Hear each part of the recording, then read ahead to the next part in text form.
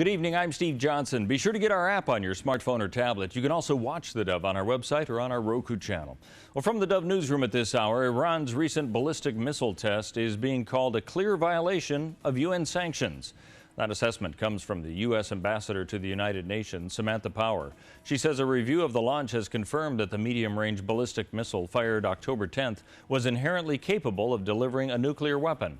Power says this violated a UN Security Council resolution banning such launches. Planned Parenthood is celebrating its 50 years in Oregon, while pro-life groups hope the organization won't see 51 years.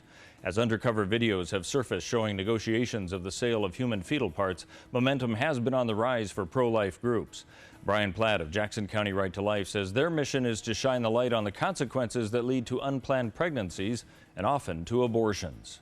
We need to be the proverbial burr in the saddle of Planned Parenthood. We want them to know that any posturing that goes on with them, as in yesterday's seeming concession that they'll no longer receive money for the harvesting of baby parts, doesn't cut it. It's not adequate. It doesn't address the moral issues. Platt says the goal is to drive Planned Parenthood out of business. He says nationally the organization that once had 900 clinics is now down to 665.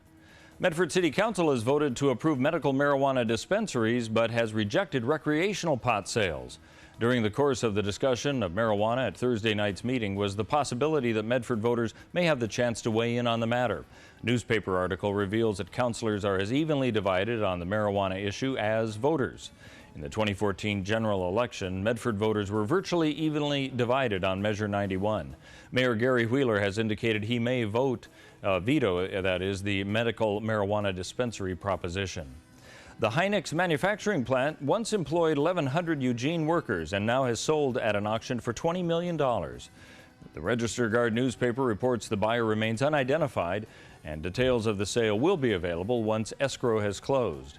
Hynix was one of the Eugene area's largest private employers from late 1998 until 2008, making computer memory chips. It closed amid the 2008 economic crash. Now let's take a look at what we can expect on the weather scene for our area as we move into the weekend. And for Northern California and Wairika, a good chance for rain tonight and tomorrow. A warm 68 degrees on Saturday, as well as sunny on Sunday and 68. As we move into the Klamath Basin, a slight chance of rain tonight. There could be lightning and thunderstorms tomorrow, the high of only 64, 62 on Sunday with a 20% chance of rain.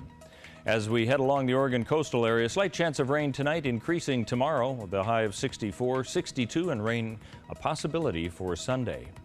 As we move into the Bend area of Central Oregon, a pretty good chance of rain tonight, low of 48, 90% chance tomorrow with a high of 62, clearing out somewhat on Sunday, but a high of only 61 degrees, lows in the low 40s.